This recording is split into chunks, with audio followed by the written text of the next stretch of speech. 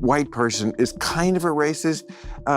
And do they think that white people behind closed doors talk like Trump? Yeah, he's just a crazy person. That last part right there. It's not that black people, minorities in this country that called him a racist, did him a favor when they did that. Stephen A. Smith recently appeared on the Club Random podcast, where he shared his thoughts on today's politics. Ain't no way around it, Bill. Oh, I mean, you know more politics than me, but damn it, yeah, a blind man could see the Democrats got their ass kicked. Yeah, it was like, You know what? I like that analogy. The kind of ass kicking that the Democrats just received is similar to a lot of that stuff. What do you think they should do about it? The Democrats? Yeah. How about listen, I like Westmore, governor of Maryland, but you have, to use your baseball analogy, you have no bullpen. He also shared his thoughts on the Democrat strategy. It is clear that that's who conservatives want in the White House, okay? That's who they supported. They didn't give a damn about the 34 indictments. They didn't give a damn about 2 impeachments. They didn't give a damn about all the legal issues and the lawfare that the Democrats engaged in. They said, Joe, that's who we want. This is the difference, and I said this to a lot of people, Bill.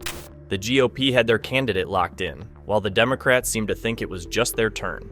And to add to his point, Biden running for a second term felt more like a surprise twist no one expected or wanted. The conservatives said, we want that guy. That's who we want. And the voters decided who the Republican nominee is going to be. It's hard not to respect how clear that statement is. Whether you like the GOP's choice or not, they stood firm in their decision. This is the person we want. It's her turn. It was Hillary's turn in 2016.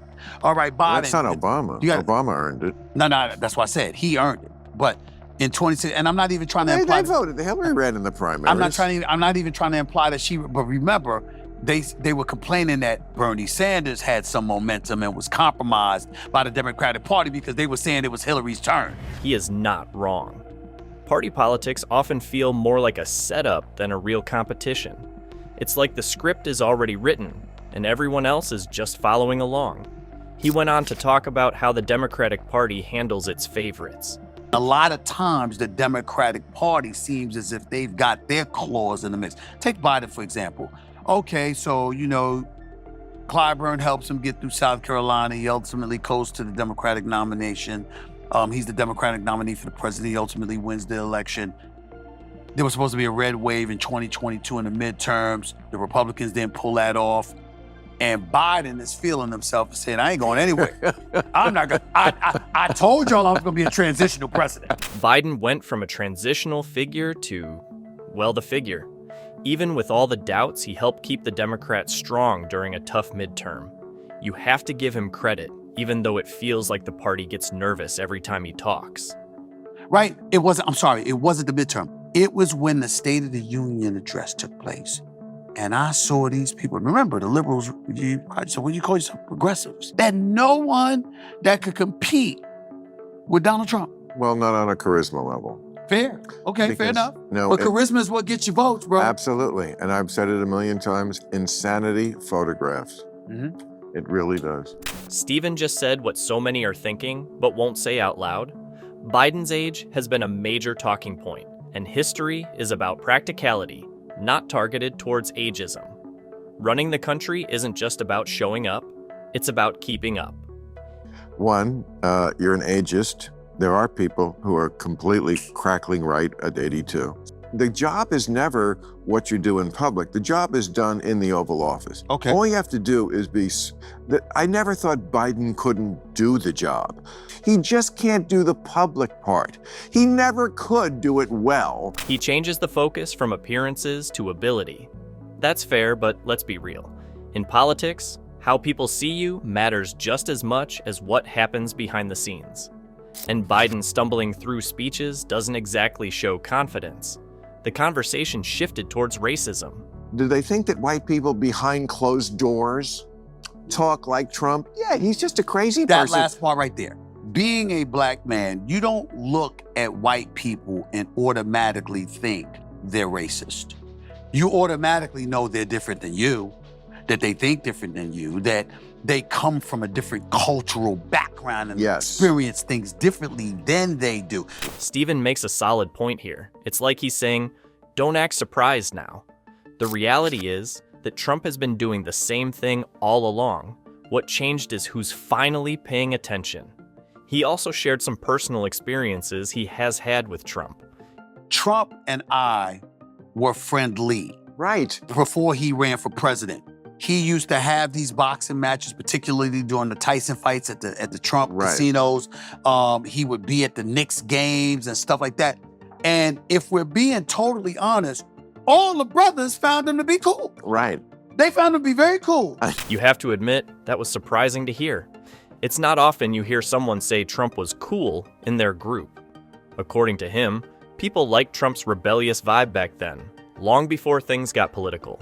And that's why, that's right there, what you just said, everybody must love me. It's his narcissism. It's not his racism. I have never called him a racist. I have never spoken about him that way, That's ever. interesting. Not one time. He says, Stephen A. had a secretary, Mr. Trump is on the line, etc. Gets on the line, he says, Stephen A., I'm trying to buy the Buffalo Bills. Price tag was $1.4 billion.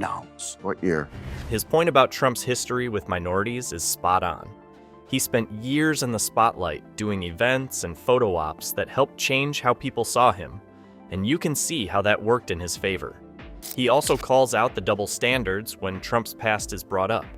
Oh, rent control issues in 1973. That's not gonna work. That's not gonna work.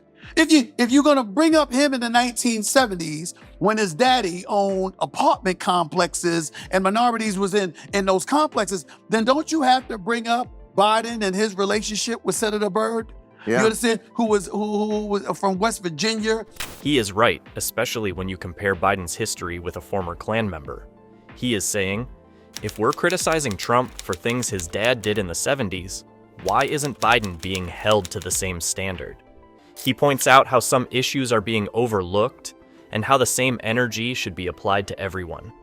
Are you trying to win or are you just trying to make noise? Because he's going to get past this. That strategy is not going to work. It's easy to criticize a strategy, but knowing when it won't work is another thing. People get so caught up in making noise that they forget the goal is to actually make progress. Noise only matters when there's a reason behind it. One of the big things Democrats should be looking in the mirror, as I keep saying, about, is that they don't call out their own. And by the way, I've lost a lot of fans. I've gained a lot too. And I lost a lot who just don't want to abide somebody who is making any sort of critique of the left. Bill makes a good point. Everyone needs to reflect on themselves sometimes, but some people can't handle it. You can't fix a problem if you're too afraid to admit it exists. This is a big issue, not just for the left, but for anyone more focused on winning than actually learning. Doug Emhoff, Yep. Kamala's The first, husband. supposedly you were on the verge of being the first man. Yes, that guy. Not the first man was Adam. Someday there will be one, and there could have been one by now, but Yes. the Electoral College stopped Hillary. I mean, she got more votes than him, so you can't say, oh, stop Kamala. Americans wouldn't vote for a woman. They did. They did. They The did. popular They vote. gave her the majority. 2.6. She's not president. The system we have doesn't always show what people really want. Hillary might have had the popular vote, but the Electoral College flipped the script. It's a reminder that even when people speak, the system doesn't always listen.